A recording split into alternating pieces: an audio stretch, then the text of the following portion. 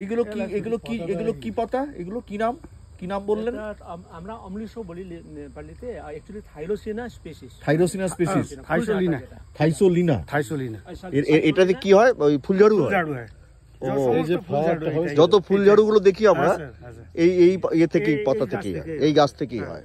এটা স্যার গরু খাওয়া খুব একটা ভালো ফডার। ও, গরুর ভালো ফডার এটা। এটা ফডার হিসেবে ভালো ইউজ হয়। আরেকবার নামটা ভেঙে বলুন, কি বলেন? থাইসোলিনা স্পিসিস। থাইসোলিনার একটা স্পিসিস হচ্ছে এই গাছগুলো। আমরা দেখছি থাইসোলিনা স্পিসিসের একটা গাছ, এগুলো দিয়েই হয় বলছে ফুলঝাড়ু হয়।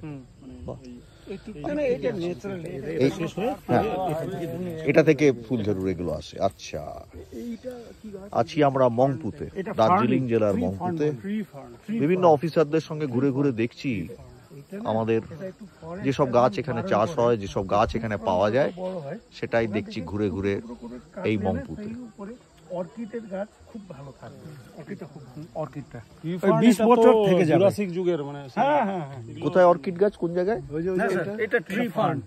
এই ফার্ন, আচ্ছা, যেটা আমরা ওই যে ঢেকি শাক খাই না, আচ্ছা, সেই প্রজাতির। এটাও খাওয়া যায় ঢেকি শাক, যেটা হ্যাঁ ঢেকি, হ্যাঁ সেই প্রজাতিরই হচ্ছে এটা। একদম ওয়াইল্ড, মানে ওয়াইল্ড বলতে এটা জুরাসিক যুগেরও পাওয়া যেত এটা। আচ্ছা, এটাও খাই। ডগাটা তো মিষ্টি খেতে লাগবে না, সে বাঁশের ডগার মতন সব ডগাগুলো খেতে ভালো লাগে।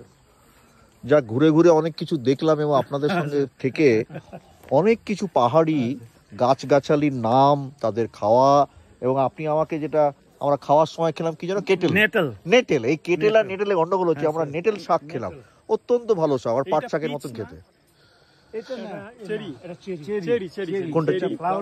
ওইটা যেটা বড় হয়ে সামনে রয়েছে, যেটাকে আমি ওইতে নিলাম, এটা গোলাপি ফুল। এটা চেরি ব্লসম। এইগুলো স্যার মার্চ এপ্রিলে আসলে খুব সব ফুল ভর্তি থাকে, গাছ পুরো।